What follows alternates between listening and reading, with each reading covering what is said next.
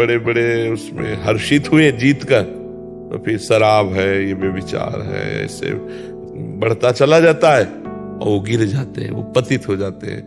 तो विजय तो वही है कि माया पर विजय प्राप्त की जाए, इंद्रियों पर विजय प्राप्त की जाए। क्यों?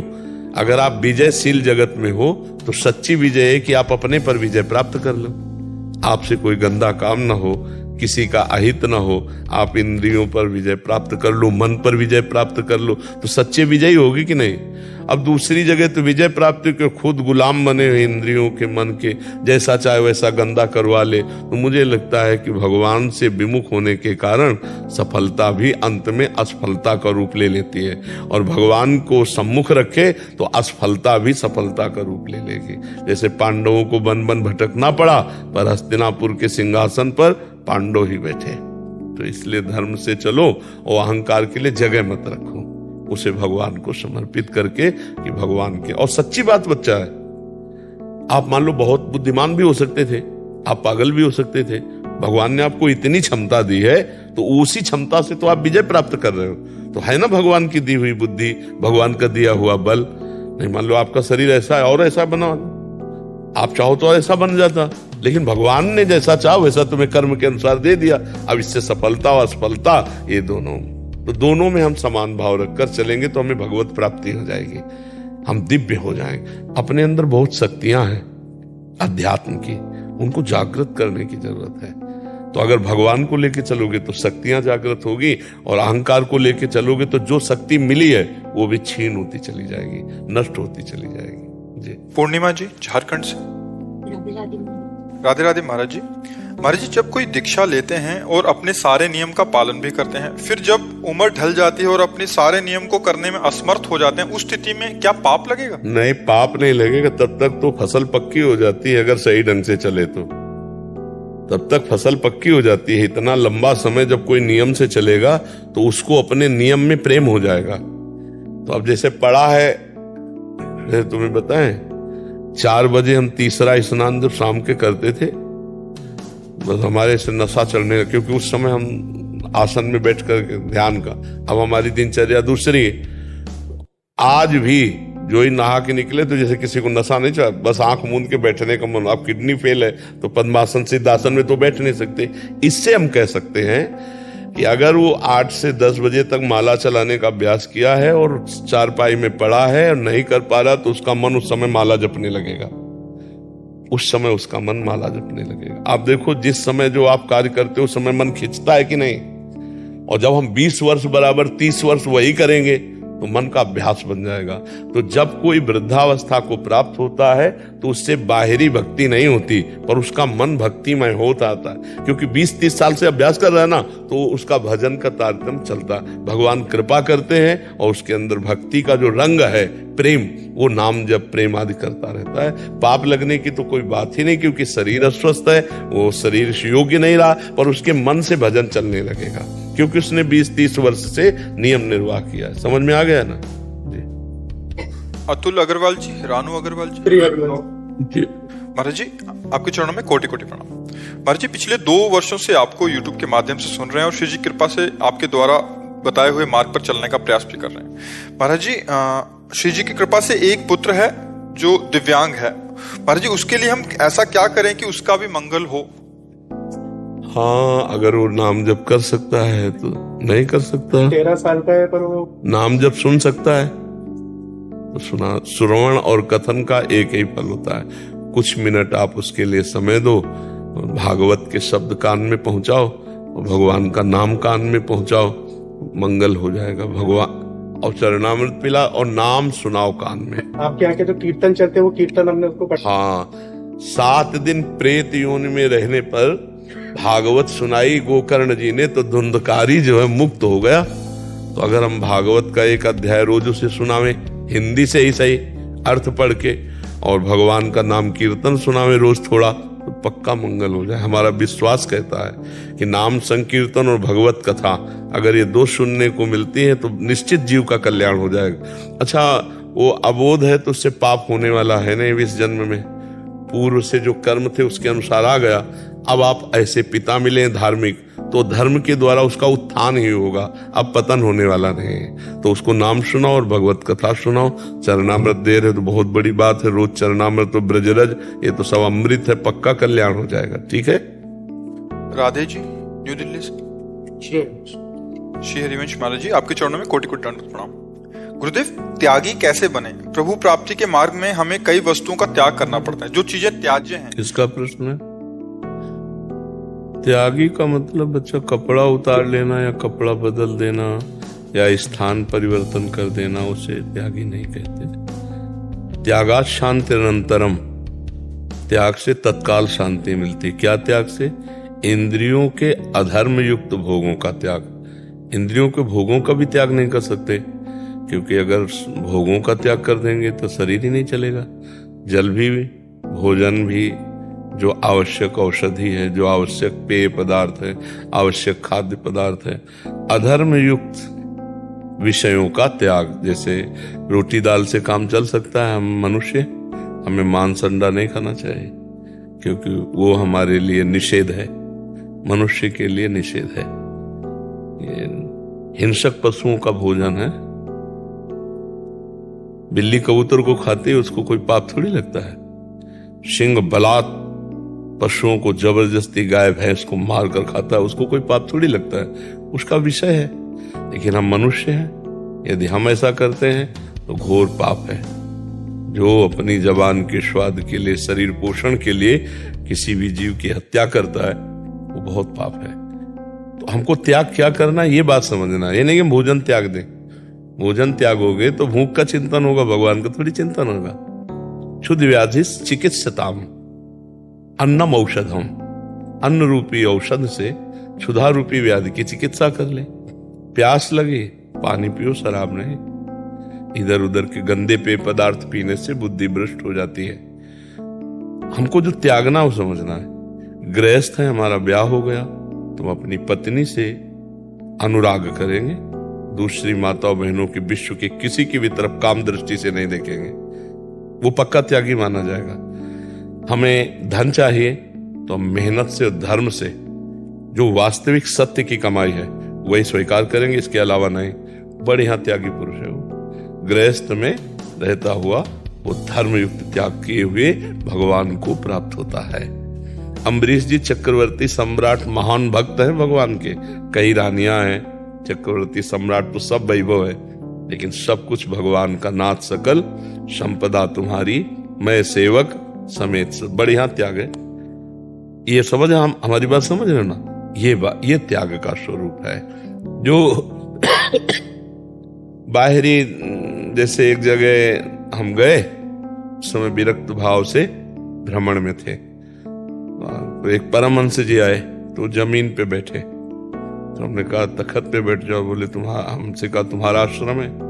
नहीं महाराज जी, हम भी भ्रमण करते हुए यहाँ आए। और दूसरी बात, बेटा मैं वहां बैठता हूँ जहां से उतारा न जाऊं। बोले मैं जमीन पे बैठा हूँ, यहाँ से उतारा तो जाऊं। तुम कहा नहीं महाराज जी, यहाँ के जो महाराज हैं बड़े त्यागी हैं। बहुत जोर से ऐसे जैसे बच्चा हंसता है, तो सशंकित भाव से देखा। तो हम कई दिन वहां रुके थे, तो उनका ये सब बना हुआ और त्यागी है। महाराज पैसा छूते नहीं। फिर और हंसे, छूते नहीं तो आता कहां से? हमका कपड़े में बंधवा लेते हैं ऐसे। ये सब नाटकबाजी, त्याग नहीं है ना? त्याग का मतलब है कि जितनी हमें आवश्यकता है, अगर हमें औषधि के लिए 100 रुपये की आवश्यकता है, बिना मांगे आ रहे हैं, उनको रख लेंगे। हमको उसका अनुचित व्यवहार नहीं करना। त्याग को समझना थोड़ा नहीं। अब जैसे वाणी का, बोलने का त्याग, अब मौन है। महाराज समझे नहीं? अब पूरा चित्त वृत्ति उसके समझाने के लिए बोल रहे। अरे एक बार बोलने को उठा के ले, खत्म क्यों नहीं? हम अपनी वाक शक्ति को बर्बाद कर रहे हैं, ना कि संचय कर रहे हैं। त्याग को समझने की आवश्यकता है। हम गंदी बात नहीं बोलेंगे, कटु वाक्य नहीं बोलेंगे, किसी का अहितकर नहीं बोलेंगे, मृदु बोलेंगे, सत्य बोलेंगे, मधुर बोलेंगे। अब हो गया, बड़े हो गए। राधे श्याम। आवश्यक बात कर ली, ये वाणी का त्याग। ऐसे त्याग को समझना होगा। जो एक बाहरी त्याग प्रदर्शन है, उससे आत्म शांति नहीं होती। ठंडी लग रही है, उचित जो आपके पास अर्थव्यवस्था उससे कपड़े पहन लिए, या जो भगवान ने वस्त्र दिया उससे ढक लिया और भगवान का चिंतन करें। अगर वास्तविक हमारी क्षमता है कि वस्त्र रहित रहकर निरंतर भगवदाकार, बढ़िया है। अगर नहीं तो कितने जीव वस्त्र रहित रहते हैं, उनको क्या भगवत प्राप्ति हो जाती है?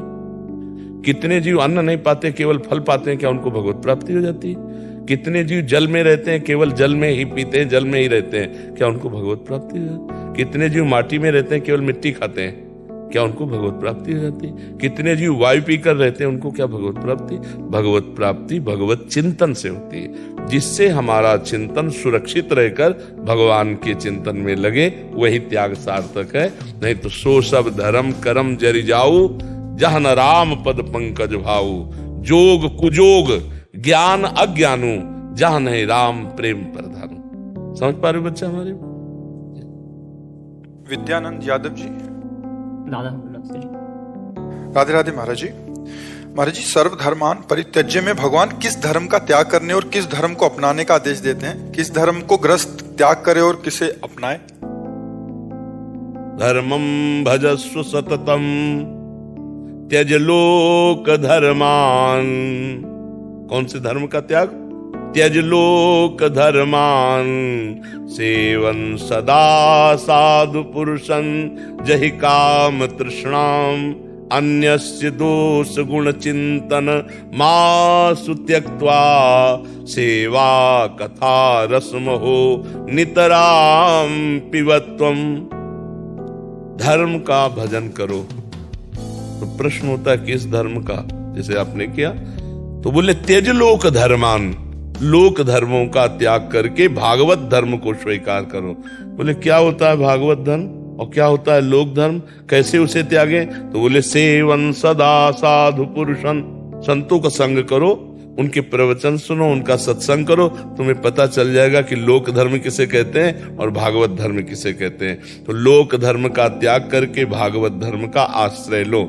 सत्संग करने वाला पुरुष अगर दूसरे के दोष दर्शन करता है और काम वासना से माताओं बहनों की तरफ देखता है तो उसका किया हुआ साधु संग निष्फल हो जाएगा। इसीलिए कहा जय काम तृष्णाम, काम और काम भोग की तृष्णा का त्याग, दूसरे के प्रति ईर्ष्या द्वेष का त्याग, अन्यस्य दोष गुण चिंतन मासु त्यक्त्वा, दूसरे के दोषों का दूसरे के गुणों का चिंतन त्याग दे, एकमात्र भगवान का चिंतन, भगवान की लीला कथा रस का पान, भगवत भक्तों का संग, इसे भागवत धर्म कहते हैं। लोक धर्म का त्याग कर, भगवान कह रहे ना सर्वधर्मान परित्यज्य। जैसे आप किसी के पति हैं, आप किसी के पुत्र हैं, आप किसी के पिता हैं, आप किसी के भाई हैं, आपके बड़े रिश्ते नाते हैं, तो आपका सब धर्म बनता है ना। बोले भाई भाई का क्या धर्म है? आप पिता है क्या धर्म है? आप पुत्र हैं आपका क्या धर्म है? आप पति हैं आपका क्या धर्म होता है ना। सबका धर्म है अलग, ये लोक धर्म है। बोले इस सब लोक धर्म को भगवान के चरणों में अर्पित कर दो। अर्थात भाई में भगवान, पत्नी में भगवान, माता पिता में भगवान, सब में भगवान का दर्शन करते हुए सबसे व्यवहार करो।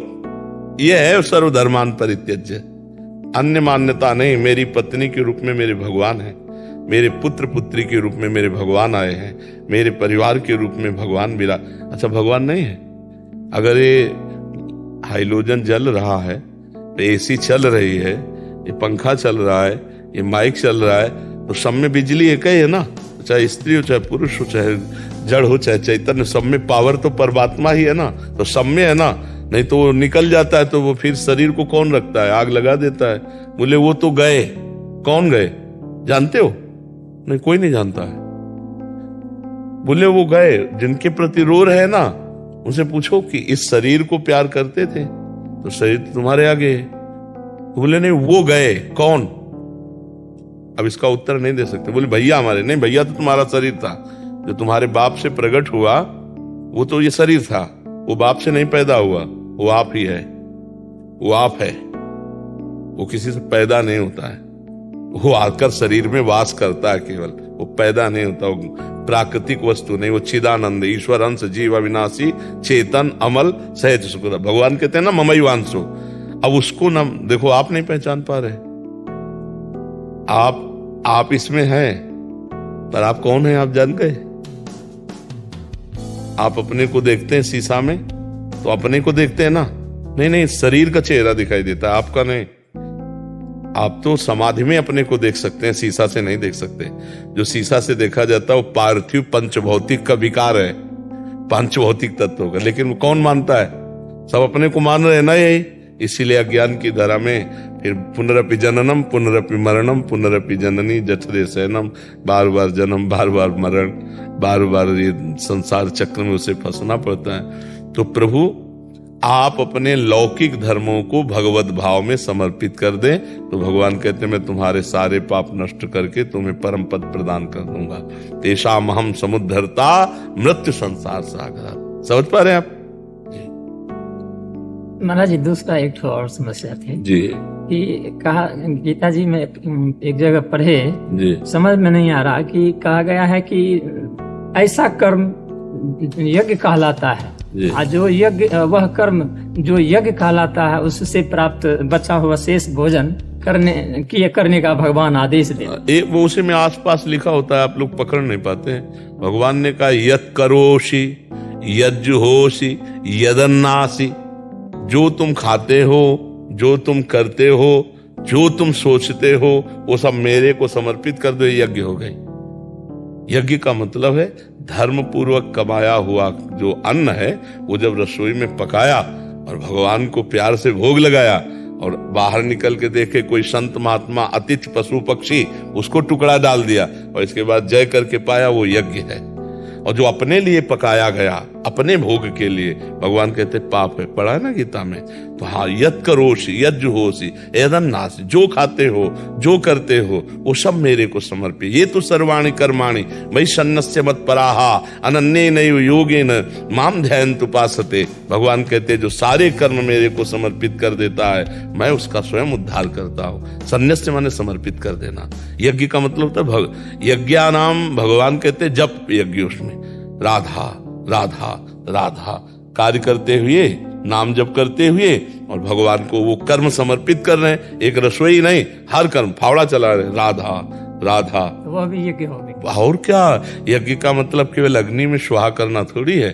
हाँ, यज्ञ एक अंग है वो भी, लेकिन यज्ञ का मतलब है, अब जैसे आप किसान हो, आप नौकरी करते हो, आप व्यापार करते हो, आप राष्ट्र से हजारों लाखों सैनिक जुड़े हुए जैसे, तो उनको क्या है? तुम्हारा गोली चलाना यज्ञ है। यज्ञ अपने कर्तव्य कर्म को ठीक से निर्वाह करके भगवान को समर्पित कर देना, राष्ट्र के लिए अपने प्राणों की आहुति देना और हर समय सतर्क होकर के राष्ट्र की रक्षा करना और भगवान का स्मरण करना, क्योंकि स्मरण के बिना वो कार्य अधूरा हो जाएगा। मामुनि स्मर्योद्ध चाहे, मेरा स्मरण करते भगवान, तो तुम्हारी वो पूजा है। तुम हर समय कभी भी आदेश हो सकता है सरकार का, जैसे राष्ट्र सैनिक है, कहीं भी तैनात हो, कई दिन स्नान नहीं है, कैसा भोजन क्या, तो तुम्हारा यही पूजा है। तुम्हारी राष्ट्र के लिए प्राणों की आहुति देने के लिए तैयार रहो और हर समय भगवान का स्मरण करो। ऐसे किसान रात दिन मेहनत करके जो कमाता है, उससे अतिथि सेवा, साधु सेवा, परिवार की सेवा, ये सब यज्ञ है। पर उसे उद्देश्य समझो। हम कई बार बताया है कि कर्म उद्देश्य से महान और लघु होता है। हमारा कर्म महान है लेकिन उद्देश्य लघु है, तो उसका, हमारा कर्म बहुत छोटा है लेकिन उद्देश्य महान है, वो बहुत बड़ी बात है।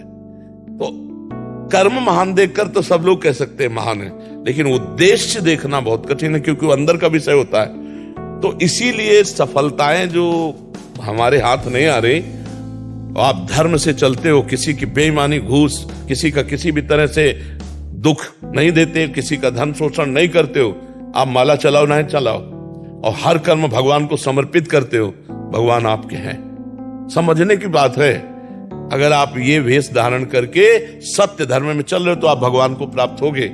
कानून समझना, कानून किसी के हाथ का नहीं, कोई भी पकड़ है। अगर कानून बना है तो प्रधानमंत्री को भी उस कानून के अंतर्गत ही रहना पड़ेगा। अगर त्रुटि हो गई तो फंसेंगे वो भी।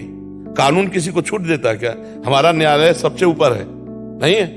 अगर आप अपराध करते हैं और कानून में आप फंसते हैं तो आप दंड पाएंगे। ऐसे चाहे कोई भी हो, भगवान भी कानून के अंतर्गत ही अपने को रखा है। अगर व्याध की तरह छुप कर बाली को मारा तो व्याध ही उनके अंतिम समय में कृष्णावतार में चरण में बाण मारता है और भगवान अंतिम लीला इस भाव से स्वीकार करते हैं। कानून के अंतर्गत तो शास्त्र का जो कानून है उसे कोई मिटा नहीं सकता। जैसे दशरथ जी से शब्द विधि बाण श्रवण कुमार को लगता है और उनके माता पिता त्रास को प्राप्त होते हैं और आर्त भाव से कहते कौन है, तो कहते हैं मैं चक्रवर्ती सम्राट महाराज दशरथ। तो तुम पानी कैसे लाए, मेरा बेटा क्यों नहीं लाया? चूक हो गई, मेरे से गलती हो गई, शब्द वेदी बाण के द्वारा उनके प्राण का हनन हो गया। तो जाओ, जैसे मैं पुत्र वियोग में प्राण त्यागूंगा ऐसे तड़प तड़प कर तुम मरोगे। वही भगवान अवतार लेते हैं लेकिन कानून को नहीं काटते, वैसे ही तड़प तड़प कर दशरथ जी प्राण त्यागते हैं। लेकिन वो तो राम भगवान उनके पुत्र है तो राम राम कहकर ऐसे त्यागते हैं। कोई भी शास्त्र का कानून ऐसा नहीं है कि किसी को भी छूट देता हो। अगर आप शास्त्र सम्मत चलोगे तो आप भगवान को प्राप्त होगे। हर कर्म हमारा यज्ञ है और भगवान की प्राप्ति में समर्थ है यदि हमारा उद्देश्य ठीक हो, यदि हम अपने अपने कर्तव्यों का पालन करें। देखो, ये हमें जो मानव जीवन मिला है ये उठने के लिए, उन्नति के लिए मिला है, दिव्यता के लिए मिला है। जो हम अपने पद का, अपने ज्ञान का, वासनाओं की पूर्ति के लिए दुरुपयोग करने लगते हैं, ये हानि की बात है। नहीं तो हम सच्ची कहते हैं, अलग से पूजा का समय मिले तो मिले, नहीं आप अपने कर्तव्य में लगे हो, उस कर्तव्य को भगवान को समर्पित कर दो, नाम जप करो, निश्चित भगवत प्राप्ति हो जाएगी। आप इस बात को अंदर बैठा लें।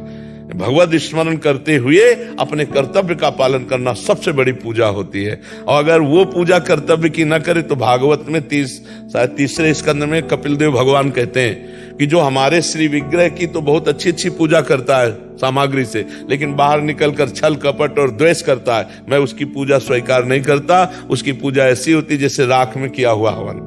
तो आप समझ पा रहे हैं, हर कर्तव्य कर्म पूजा है, हर कर्तव्य कर्म यज्ञ है, यदि उसका उद्देश्य महान हो तो, भगवान के लिए हो तो, जगत के लिए हो तो, तब बात बन। देखो, सब प्राणी अपने लिए कर रहे हैं, चींटी से लेकर जिधर देखो सब अपने लिए, अपना उदर, अपनी वासनाओं की पूर्ति, यही बंधन का कारण है।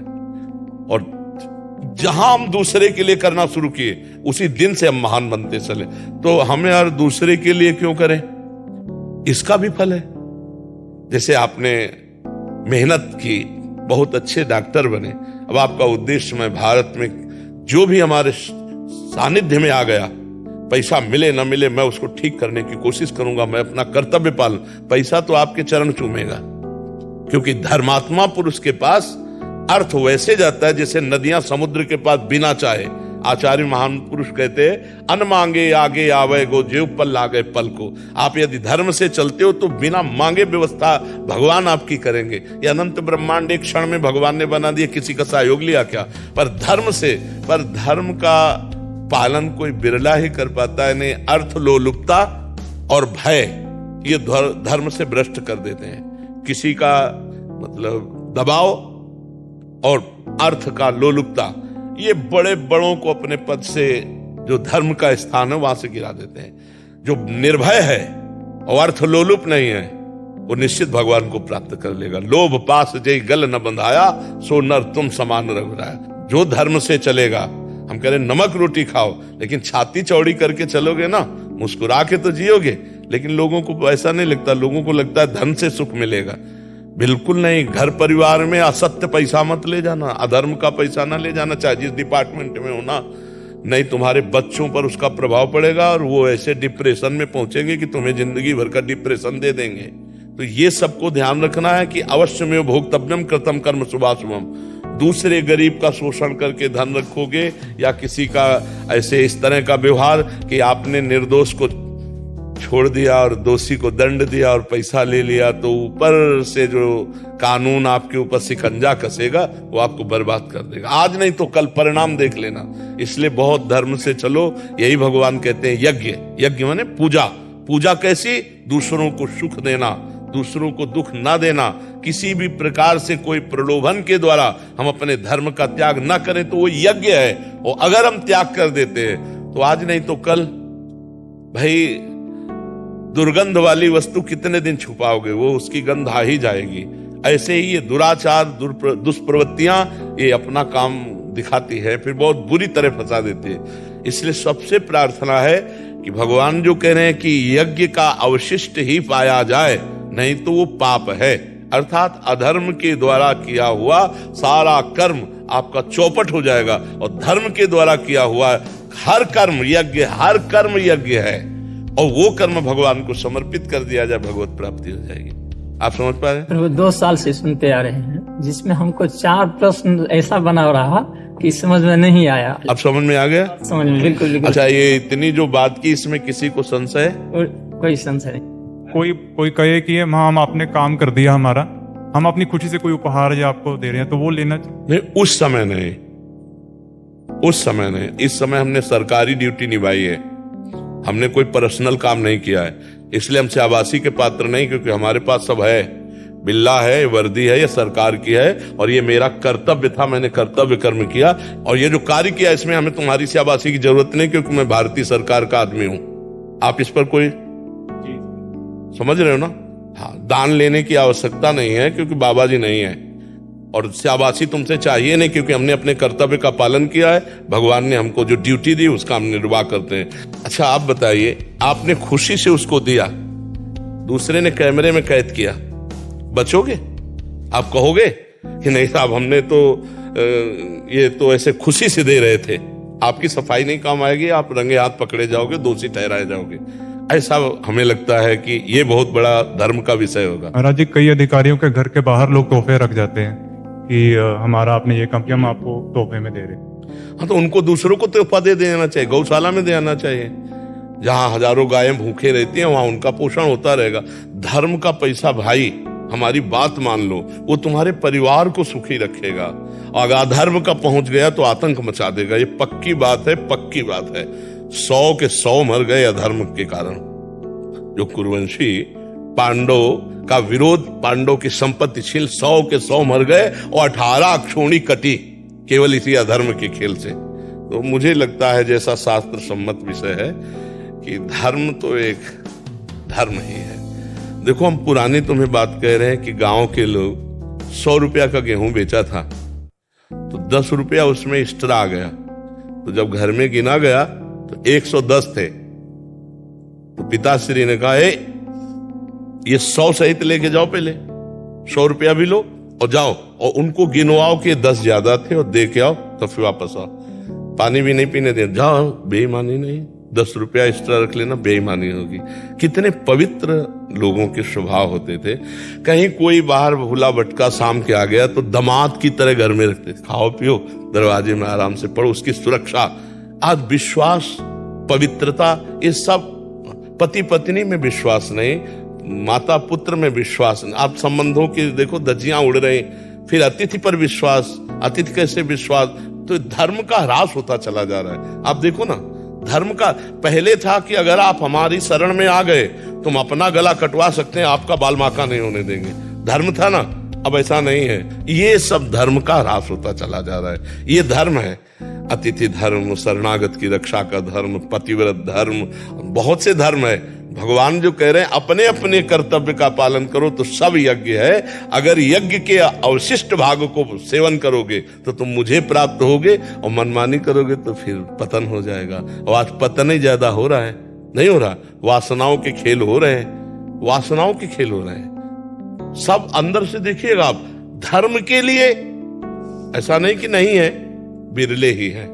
वासनाओं के लिए चाहे हम कुछ भी करते हो, हमारा उद्देश्य अगर वासना का है तो सब बेकार है, और उपासना का है तो सब बढ़िया है। कुछ भी करो, अपने अपने धर्म के अनुसार कुछ भी जो है कर्तव्य कर, वो भगवान को अर्पित कर दो, उपासना बन गई। और कुछ भी करो अच्छे से अच्छा, अगर अंदर से वासना का खेल है तो सब बेकार हो गया। बस यही बात समझाना है कि अंदर से समझ लो, अलग से कुछ नहीं करना। आप व्यापारी हो, ईमानदारी से सामान को बेचो, जितना मुनाफा उचित है उतना मुनाफा लो। बिल्कुल सब कोई जानता है कि मुनाफे के लिए ही व्यापार होता है, झूठ के बोलो। जैसे कहते हैं ना, झूठ बोले बिना व्यापार नहीं। क्यों?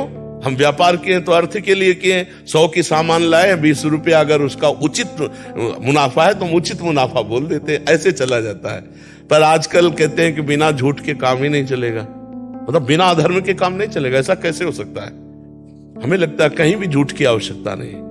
अगर हम सत्य पे चले धर्म पे चले तो कहीं भी झूठ बोलने की, आज भी कलयुग है तो क्या हुआ, पर अब झूठ की सत्ता हो गई है। झूठे ही लेना, झूठे ही देना, झूठे ही भोजन, झूठ चबेना। हेलो, कहाँ हो आप? अब वहां बगल वाली गली में, बोले इस समय तो मथुरा में है, आज नहीं। झूठ बोलना मोबाइल, झूठ बोलना कालपाल, झूठ बोलना क्रिया व्यापार, तो नहीं असत्य संपातक पुंजा, बुद्धि मलिन होती चली जाती है। दुपट्टा लाओ, उनको भी पहना, आओ आओ। महाराज जी कह रहे कि आपने 2-3 युद्धों में भाग लिया, एक युद्ध में उनका दोनों टांगे और बिल्कुल, आपको हम बार बार नमस्कार करते हैं, बार बार प्रणाम करते हैं हमारे देश के लिए। थोड़ा सा मिला नहीं आपको, यही था कि विश्वास की जो आप बात कर रहे थे, कौन कहाँ पर भर्ती होकर आता है, कौन कौन से स्टेट का है, सिर्फ हम राष्ट्रीय तिरंगे को नमन करते हैं और बिल्कुल विश्वास के ऊपर ही अगर हमने बोल दिया कि वहाँ पहुंचना है तो पहुंचना है। हाँ बिल्कुल, क्योंकि भारतीय सेना आज भी ऐसा काम कर रही है। बिल्कुल, हाँ, इस पर तो संशय नहीं। ये तो साधारण जन समाज के अंदर हम हर सैनिक को संत की तरह सम्मान देते हैं अपने यहाँ, क्योंकि जान पर खेल करके हम सो रहे हैं रजाई ओढ़े, और वो हिम जहाँ बर्फ है वहां वो खड़े जान पर खेल करके, और कई महीना वहां से हटना पड़े, बड़ा कठिन। मैंने भी नहाने के लिए बोला था गुरुजी, मैंने खुद कारगिल वार लड़ा है और 2 महीने तक हमारी वही ड्रेस था, मतलब, और माइनस टेम्परेचर था, जूते तक जवानों को फट चुके थे। हमें, मैं तलोलिंग के ऊपर बोला था कि हमें राशन मिले ना मिले, एम्युनिशन ज्यादा से ज्यादा मिलना चाहिए। मतलब 10,000 गोले मेरी यूनिट ने दागे थे दुश्मन के ऊपर, जो अपने आप में रिकॉर्ड है। मुझे बहुत सुख मिल रहा है आपको दर्शन करके, मुझे बहुत सुख मिल, मतलब हमारे अंदर की एक आनंद की वृत्ति उठ रही। आप एक संत ही हैं। बिल्कुल, हाँ बिल्कुल, आप बिल्कुल, हाँ महाकाल के दर्शन के लिए गए, संत महाकाल में किसको जानता हूँ। हाँ बिल्कुल बिल्कुल, साक्षात दर्शन मेरी विलासा थी। मैं आज भी, मतलब जो हमने 26 साल पहले किया कारगिल में, वो एक अलग बात थी गुरुजी, लेकिन मैं आज भी जो हमारे शहीद हुए हैं उन परिवारों से मिलता हूँ, और मैंने एक गाड़ी मॉडिफिकेशन करवाई हुई है, एक शहीद को घर में दीपक दे रहा हूँ, और मैं खुद ड्राइविंग करता हूँ। तो मैंने 21,000। आप ड्राइविंग कर लेते हैं? हाँ गुरुजी, ये दीपक गुरुजी हम देते हैं सभी को, दे दीजिए। हम चाहते हैं कि ये थोड़ा सा, हाँ ये हेल्थ का मुझे ये कहना है सर कि आज के बाहर के मार्केट में जैसे अब गोलियां चल रही दवाई की, जैसे कैंसर हुआ, किडनीज हुआ, उसके साइड इफेक्ट बहुत हो रहे हैं सर। जैसे मैंने खुद रिसर्च किया है, मैं हेल्थी पावर जो मेडिसिन से जो है कैंसर का कीमो में जो है ना पूरा जला देते हैं बॉडी को अंदर, और इसलिए आयुर्वेदिक लेना चाहिए या कंटिन्यू चलना चाहिए कीमो तरह। अब इसके लिए क्या है कि जब जो डॉक्टर सलाह देंगे ना, अब जैसे हम बाबा जी, हम तो आध्यात्मिक सलाह दे सकते हैं। अब जैसे दवा का विषय है, इस पर हम सलाह इसलिए नहीं दे सकते कि रोग की क्षमता और दवा का प्रभाव, उन दोनों को समझना होता है ना। अब वो किस स्टेज पर रोग पहुंचा है, उसको कौन सी दवा सूट करेगी, ये डॉक्टर बता सकता है ना। अपने लोग बाबा जी, हम तो अध्यात्म और धर्म की बात बता सकते हैं, डॉक्टरी का विषय तो नहीं। तो मैं क्वेश्चन लेके आया था, आज भी हम कंडीशन में इस काम में कर रहे हैं। जो कुछ साथी हमारे जिन्होंने हमसे कंधे से कंधा मिला के युद्ध लड़ा, आज भी हमारे कार्य से कई साथी हम जोड़ने की कोशिश करते हैं, मगर वो नाखुश रहते हैं जी। ऐसा क्यों हो रहा है? क्योंकि देश के प्रति जब समर्पण की कमी होगी तो ये बात आ जाएगी। जहां अपने स्वार्थ का किंचित भी भाव होगा, वहां ये बात नहीं आएगी जो आप में है। जब हमारे देश के लिए तो छाती चौड़ी और उत्साह युक्त रहेगी, तो जहां स्वार्थ बुद्धि आ जाती है वहां थोड़ा सा लगता आ जाती है। नहीं तो फिर देश के लिए तो देखो, हम बाबा जी हैं, लेकिन जैसे हम आप लोग देखते हैं, हमारे हृदय में उत्साह होता है और देश पर बलिदान होने की भावना होती है। हम आपको सच्ची कहते हैं। हाँ, जैसे हम संत वेश में है, लेकिन तिरंगा हमारा इष्ट है। हम जब जैसे 26 जनवरी 15, तो उसमें हमें बहुत उत्साह होता है और हमें बहुत उसमें, तो इसलिए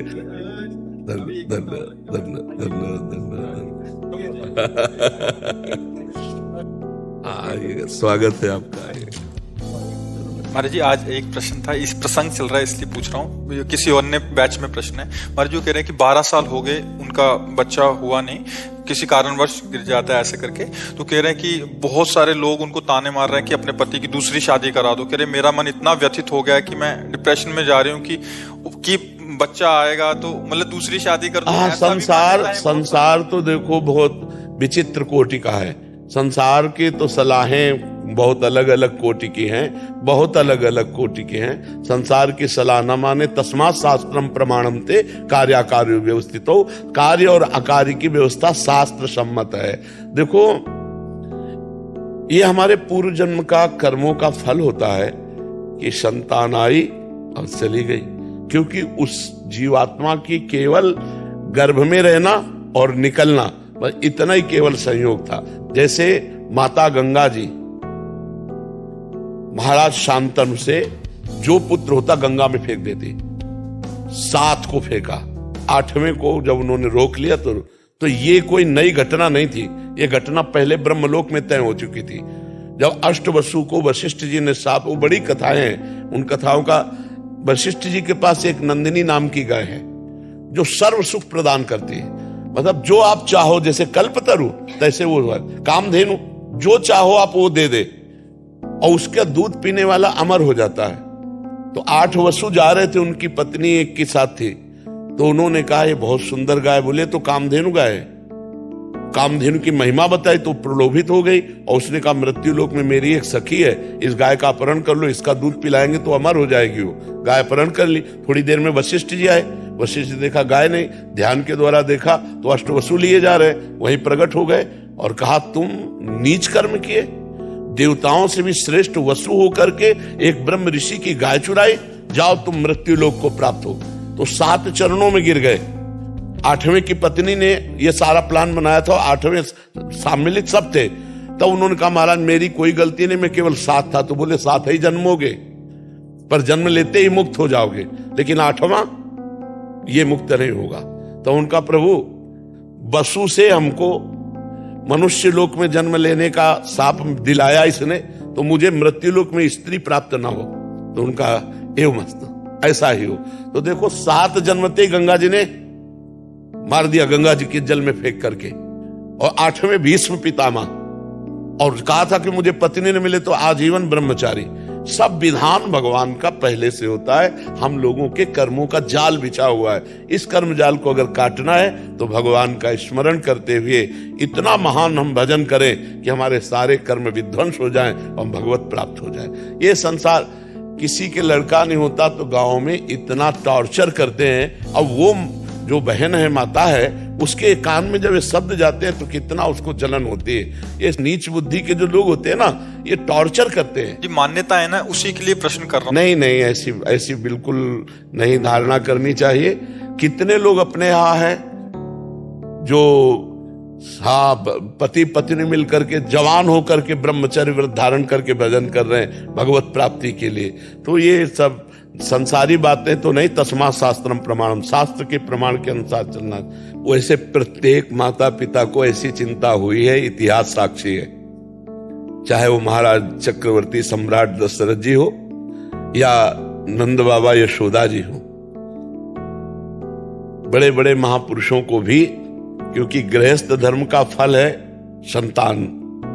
अगर वो चाहे लड़की हो चाहे लड़का हो, दोनों को समान भाव से देखना चाहिए। पुत्र में प्रधान भाव नहीं रखना चाहिए, क्योंकि इससे भेद बुद्धि पैदा होती है और ये धर्म विरुद्ध है। तो आज समाज में जैसे भाव बढ़ रहे हैं, पर यदि प्रारब्ध में संतान नहीं है तो निराश होने की जरूरत नहीं है।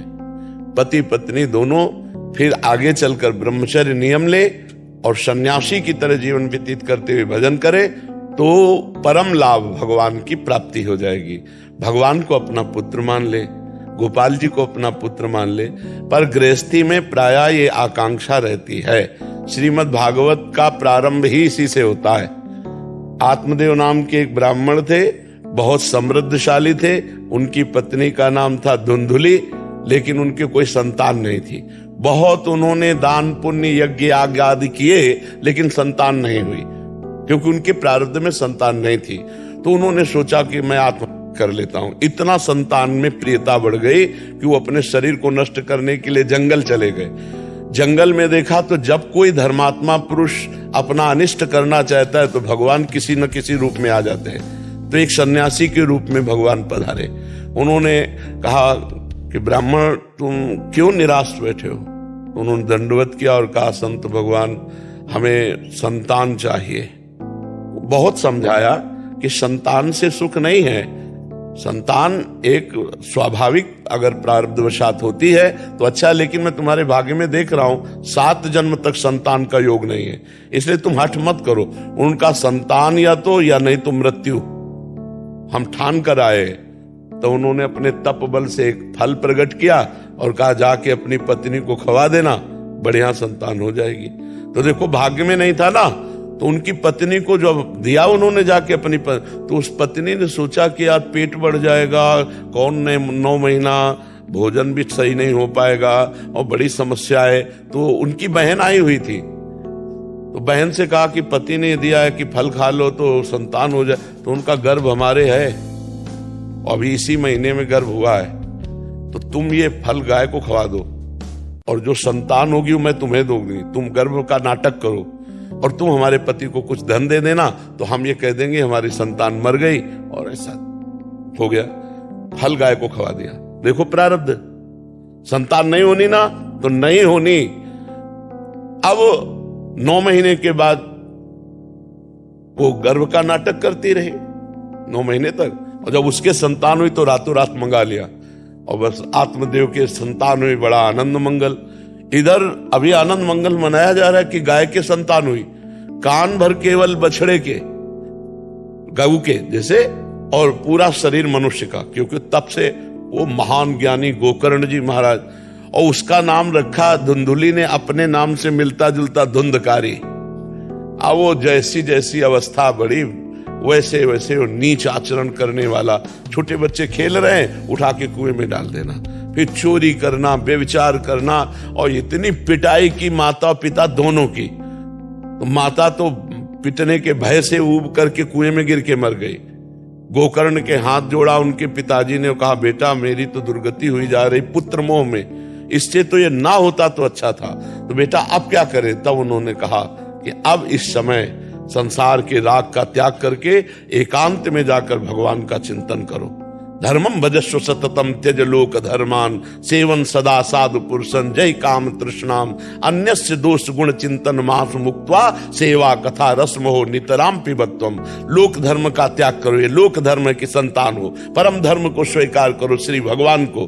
बोले परम धर्म को कैसे स्वीकार करें, तो बोले सेवन सदा साधु पुरुषन, संत पुरुषों का संग करो, और काम और तृष्णा का त्याग करके ही सत्संग सफल होता है। और जाकर के किसी की निंदा स्तुति मत करना, भगवान का चिंतन करो, भगवान का। तो वो उधर से ये पापी पाप करते हुए वैश्याओं के द्वारा मारा गया और भूत योनि को प्राप्त हुआ।